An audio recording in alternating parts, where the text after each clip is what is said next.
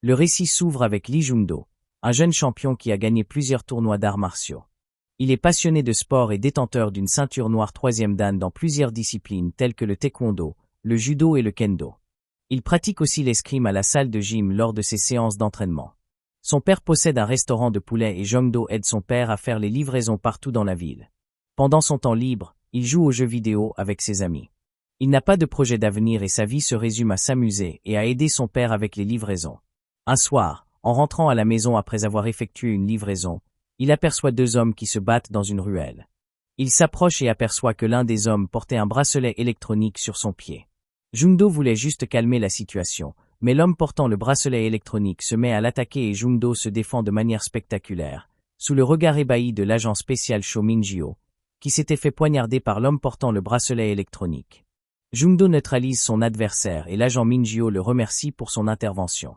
Le lendemain, Jung-do reçoit une médaille pour avoir sauvé un agent en danger.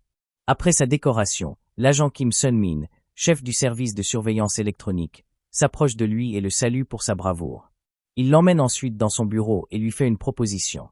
Il dit à Jung-do que l'homme qu'il a sauvé la veille est un agent de probation chargé de surveiller des criminels portant des bracelets électroniques.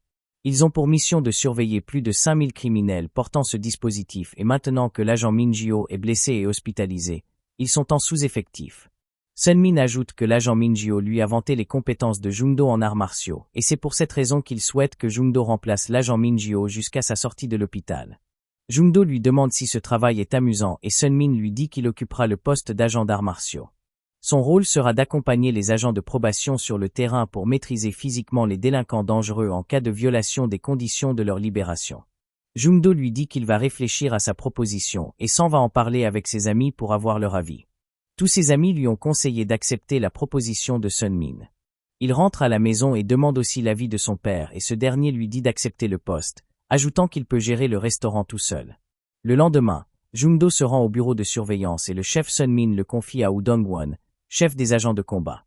L'agent Dong-won explique à Jung-do le fonctionnement des bracelets de surveillance électronique et les mesures à prendre en cas de violation des règles par l'un des détenus. Si la batterie descend en dessous de 30%, l'icône deviendra jaune sur l'écran de l'ordinateur. L'agent chargé de la surveillance doit appeler le détenu pour lui dire de charger la batterie de son bracelet électronique. Si le détenu ne coopère pas, l'agent doit immédiatement aller faire une inspection à son domicile. Après les explications, Jung-do fut installé sur le bureau de l'agent Min-jio. Les premières heures étaient tellement ennuyeuses qu'il commençait déjà à se dire que ce boulot était tellement nul à chier. Mais une icône jaune s'est ensuite affichée sur l'écran de son ordinateur, signalant que l'un des détenus n'a pas chargé la batterie de son bracelet électronique. Jung-do fait des recherches et découvre qu'il s'agit du détenu Lee Yang-go, un délinquant sexuel condamné pour avoir violé une adolescente. Jung-do appelle le délinquant mais ce dernier lui raccroche au nez. Il rappelle une seconde fois et réalise que la ligne ne passe plus. Il s'en va signaler l'incident au chef Sun-min et ce dernier trouve qu'il serait judicieux d'aller vérifier sur place. On remet à Jung-do des équipements de protection, ainsi qu'un taser électrique à utiliser en cas d'extrême nécessité. Pendant le trajet avec le chef Sun-min, Jung-do est excité par l'envie d'utiliser le taser électrique. Lorsque les 2 agents arrivent sur les lieux, Jung-do a l'intuition que le délinquant va chercher à s'enfuir par la fenêtre et propose au chef Sun-min d'aller toquer à la porte pendant qu'il attend devant la fenêtre. Pendant ce temps, le délinquant sexuel est en train d'abuser d'une fille dans sa chambre. Il est interrompu par le bruit du chef Sun-min qui frappe à la porte de la chambre. Yang-go s'énerve et attrape un couteau, prêt à en finir avec le premier qui franchit la porte. La fille vient ouvrir la porte et le chef Sun-min aperçoit Yang-go qui s'enfuit par la fenêtre. Jung-do le rattrape après son atterrissage et les 2 hommes commencent à se battre. Jung-do utilise cette occasion pour tester le taser électrique sur Yang-go, qui se fait assommer par la décharge. Le chef Sun-min vient lui passer les menottes et félicite Jung-do pour la réussite de sa première mission. De retour au bureau de surveillance, Jung-do commence à apprécier son nouveau boulot à cause de l'adrénaline des combats sur le terrain. Un autre signal apparaît sur son écran et les informations révèlent qu'il s'agit de Lee Jong-in, un autre délinquant sexuel. Lui et le chef Sun-min prennent la route et aperçoivent le délinquant en train de cibler des enfants devant une crèche. Jong-do le prend en chasse et le renverse au sol. Il s'énerve et tente de frapper le délinquant à cause de son attirance pour les enfants, mais le chef Sun-min le calme et lui dit de laisser la loi se charger de sa punition. La police vient plus tard et embarque le délinquant. Le chef Sun-min invite Jung-do à manger après que ce dernier se soit excusé pour sa perte de contrôle. Jung-do répond qu'il avait déjà un programme de prévu avec ses amis et le chef Sun-min lui dit d'inviter ses amis à le rejoindre. Jung-do leur envoie une invitation et ils se retrouvent tous dans un restaurant. Lors des présentations, on découvre que l'un des amis de Jung-do s'appelle Ver de Terre et le plus gros s'appelle Transpi. Parce qu'il a le nez qui transpire tout le temps. Le groupe passe la commande d'une énorme quantité de viande grillée et se régale autour de ce magnifique buffet. Ils boivent de l'alcool, rigolent et s'amusent jusqu'à la tombée de la nuit. Pendant ce temps, au bureau, le chef de combat Dong-won détecte un signal jaune qui apparaît sur l'écran de l'ordinateur du chef Sun-min. Les informations révèlent qu'il s'agit du détenu Han Jung-gu, un homme accusé d'homicide involontaire. Au moment où le groupe s'apprêtait à quitter le restaurant, le chef Sun-min reçoit l'appel du chef Dong-won et ce dernier l'informe qu'il a tenté de joindre le détenu Jung-gu mais ce dernier a éteint son téléphone. Son bracelet signale qu'il se trouve dans une zone près de l'endroit où le chef Sun-min se trouve actuellement. Sur la base de son casier judiciaire, le chef Sun-min a émis l'hypothèse que Jung-gu cherche peut-être son ennemi pour se venger. Transpi était venu avec sa voiture et grâce à lui, le groupe est vite arrivé dans la zone. Les deux agents sont sortis de la voiture et ont continué le trajet à pied dans les ruelles du quartier. Grâce au système de localisation, ils ont trouvé le bracelet électronique de Jung-gu au sol dans une ruelle, mais Jung-gu n'était pas dans les parages. Jung-do propose au chef Sun-min d'utiliser le drone de Transpi pour retrouver sa trace.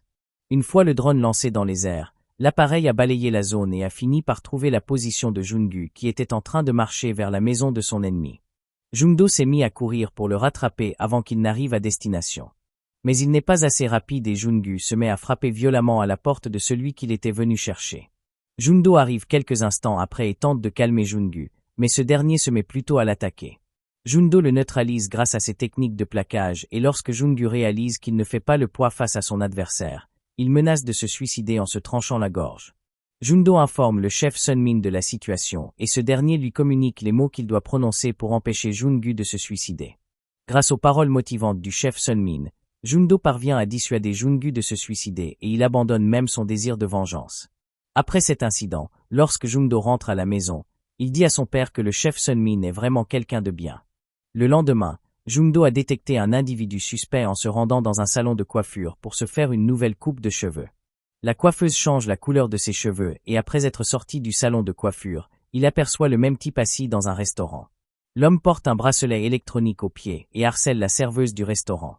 Jung-do retourne au bureau et cherche des informations sur l'homme dans son ordinateur. Il s'avère que l'homme s'appelle Kim Gun-nam, un délinquant sexuel. Jung-do s'en va voir le chef Sun-min et lui parle de ses suspicions concernant Gun-nam. Le chef Sun-min contacte le délinquant et lorsqu'il décroche l'appel, il répond aux agents qu'aujourd'hui, il va assouvir ses désirs sexuels et raccroche l'appel. Sous une pluie orageuse, nos deux agents prennent la voiture et se lancent à la recherche de Gun-nam, qui avait pris la peine de désactiver son bracelet électronique pour ne pas se faire localiser. Les agents se rendent dans le restaurant où Jung-do l'avait aperçu auparavant et la serveuse leur informe qu'il est déjà parti, mais elle ignore dans quelle direction. Les deux hommes décident de se séparer afin d'augmenter leurs chances de retrouver Gun-nam. Ils ont fouillé plusieurs magasins appartenant à des femmes, mais Gun-nam restait introuvable. À un moment donné, Jung-do se rappelle qu'avant de se rendre au restaurant, le délinquant s'était d'abord rendu dans le salon de coiffure, qui appartient à une femme. Il suit son instinct et se met à courir dans la direction du salon de coiffure et pendant ce temps, Gun-nam entre dans le salon de coiffure et verrouille la porte. La propriétaire, qui est une femme, se rapproche et lui demande pourquoi il a verrouillé la porte. Gun-nam se jette sur elle et tente de la violer, mais elle se défend et le frappe avec des ustensiles de coiffure. L'homme parvient néanmoins à lui donner un coup de poing qui l'affaiblit et au même instant, Jung-do arrive et aperçoit la scène de viol à travers la vitre. Réalisant que la porte était verrouillée de l'intérieur, il cassa la vitre et entra dans le salon de coiffure. Les deux hommes ont commencé à se battre et dans un excès de colère, Jung-do a protégé Gun-nam sur les morceaux de verre de la vitre qu'il avait brisé en entrant. Gun-nam s'est blessé et Jung-do est allé vérifier si la dame qui avait failli se faire violer se porte bien. Il s'est ensuite rapproché de Gun-nam et a utilisé une technique de plaquage pour l'assommer avant de lui passer les menottes.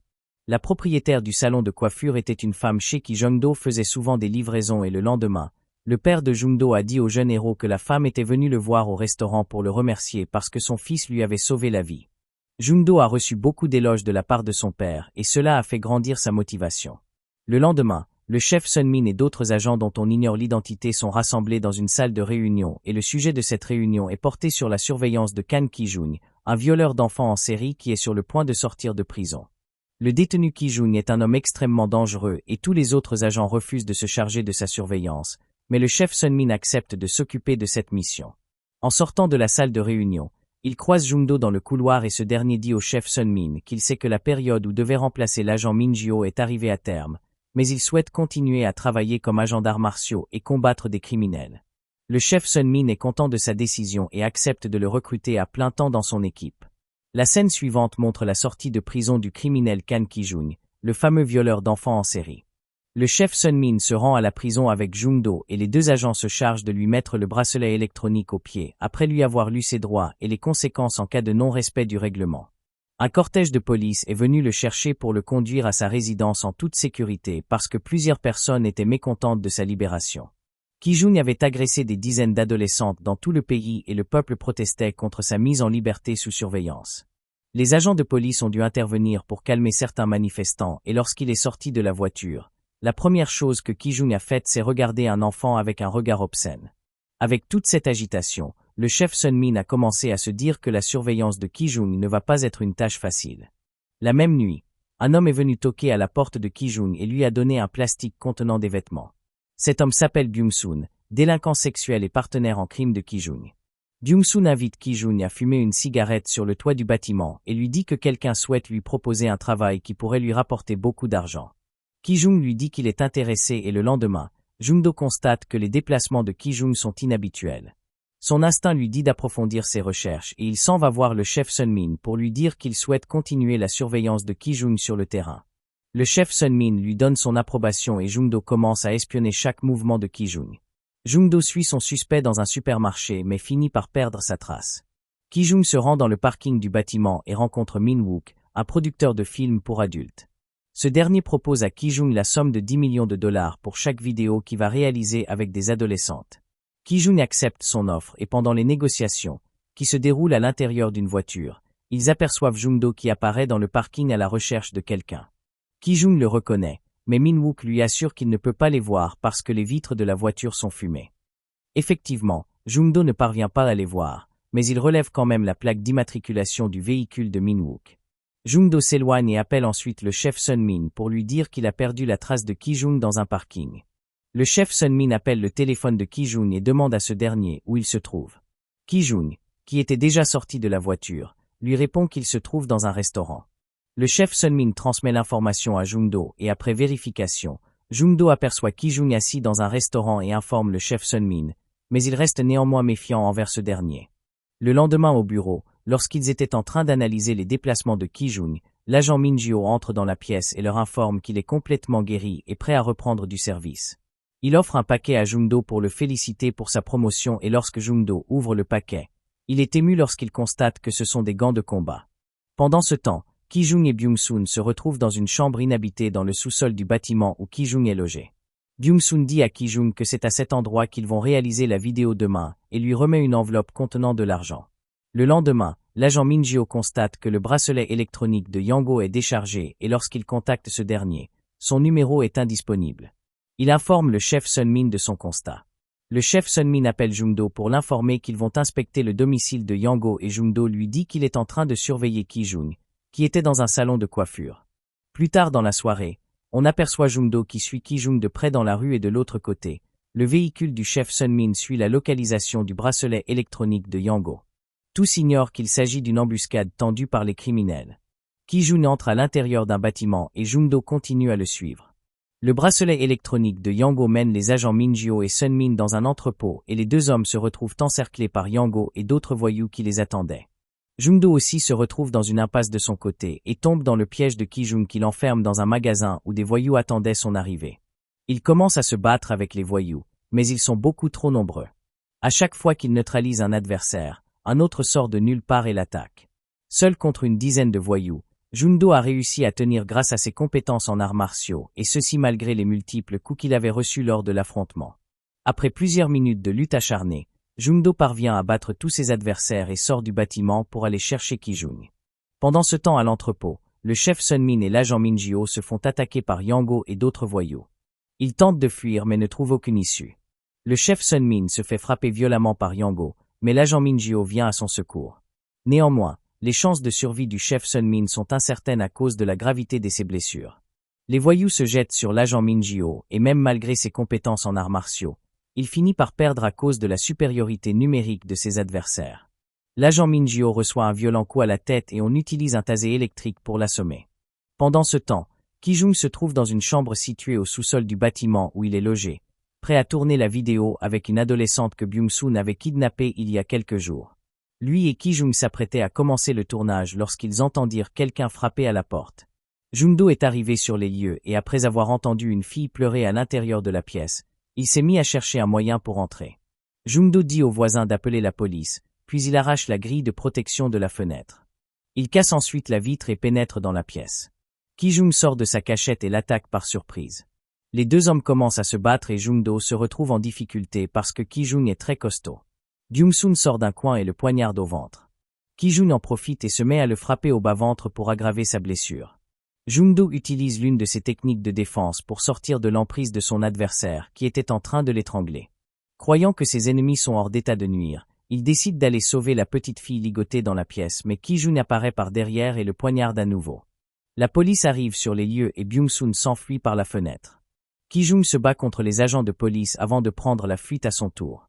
La scène suivante montre le père de Jung-do entrant dans la chambre d'hôpital de son fils, accompagné de deux autres agents. Il se met à leur crier dessus en les accusant d'être responsables de l'état de santé de son enfant.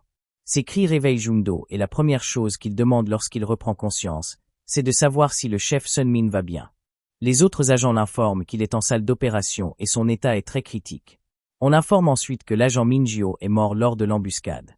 Jung-do verse quelques gouttes de larmes et quelques jours plus tard, il assiste aux funérailles de l'agent Min Jio. Une semaine plus tard, Jung-do rencontre la mère de la fille qu'il avait sauvée et elle lui remet un cadeau pour le remercier d'avoir sauvé sa fille. Elle lui remet aussi une lettre de remerciement que la petite avait rédigée. Il demande ensuite à savoir si la fille se porte bien et sa mère lui dit qu'elle est toujours terrorisée et depuis ce jour-là, elle a peur de sortir de la maison. Il se rend ensuite à l'hôpital et trouve ses amis en train de veiller sur le chef Sun Min dans sa chambre d'hôpital. Il parle de sa rencontre avec la mère de la petite fille au chef Sun Min et ce dernier lui dit de ne pas s'en mêler et lui conseille de laisser la police retrouver les criminels. Jung-do regroupe ses amis dans le couloir et leur demande leur avis. Ils sont tous prêts à intervenir pour l'aider à retrouver Ki-jung et le punir pour ses crimes. Jung-do leur informe qu'à chaque fois qu'il suivait Ki-jung, il y avait toujours une Range Rover noire dans les parages. Il leur donne le numéro de la plaque d'immatriculation et son ami Transpi s'en va faire des recherches sur le propriétaire du véhicule et découvre qu'elle appartient à Kim Min-wook, le producteur de vidéos pour adultes. Pendant ce temps, les autres achètent du matériel d'autodéfense et lorsque Jung-do sort de l'hôpital une semaine plus tard, le groupe se rend au domicile de Min-wook et le capture. Jung-do commence à le torturer afin qu'il lui donne la localisation du fugitif Ki-jung. Min-wook finit par craquer et leur révèle qu'il avait remis l'une de ses cartes bancaires à Ki-jung. S'ils suivent les traces des achats effectués grâce à la carte, ils parviendront à retrouver Ki-jung. Les gars retrouvent aussi des centaines de vidéos d'abus sexuels sur des mineurs dans l'ordinateur de Min-wook. Grâce aux informations fournies par Min-wook, ils retrouvent la zone où Ki-jung a effectué des achats. Plus tard dans la soirée, ils se rendent sur les lieux et Transpi pose une caméra sur son drone et le fait survoler au-dessus de l'immeuble où Ki-jung, Byung-soon et d'autres voyous sont logés. Jung-do décide d'entrer tout seul dans l'appartement pour les combattre. Une fois à l'intérieur, il commence à se battre tout seul contre plusieurs hommes armés. Pendant qu'il affronte les voyous, Ki-jung sort de l'appartement par la porte de derrière et s'enfuit, mais Transpi suit sa trace avec son drone. Pendant ce temps, Jung-do continue de livrer son combat avec les autres. Il parvient à les neutraliser et se lance à la poursuite de Ki-jung, guidé par son ami Transpi qui lui indique quel chemin prendre pour retrouver Ki-jung. Les deux adversaires finissent par se retrouver dans une ruelle et le combat final se déclenche. Jung-do utilise ses techniques d'arts martiaux pour prendre le dessus sur son adversaire, mais Ki-jung est très costaud et résistant. Grâce à sa force physique, il donne du fil à retordre à Jung-do, mais notre héros est motivé par sa détermination et son désir de rendre justice. Lorsqu'il se retrouve en mauvaise posture, son ami Transpi sacrifie son drone pour l'aider à reprendre le dessus sur son adversaire. Jung-do termine le combat en frappant Ki-jung avec un violent coup de pied. Il sort ensuite ses menottes et procède à l'arrestation du violeur en série. À cause de cet acte de bravoure, le groupe au grand complet se fait décorer et chacun reçoit une médaille des mains du président de la République en personne. Le père de Jung-do est tellement fier de son fils. La petite fille que Jung-do avait sauvée entre dans la salle avec un bouquet de fleurs et vient le remettre à Jung-do en le remerciant de l'avoir sauvé la vie. Grâce à l'agent d'arts martiaux Jungdo, plusieurs enfants pourront désormais marcher dans la rue sans craindre de se faire violer par des délinquants sexuels. Ainsi se termine notre résumé. N'hésitez pas à laisser vos avis en commentaire. Cela pourrait me permettre d'améliorer mes récits. Merci d'avoir regardé. Abonne-toi si tu as trouvé ce contenu intéressant.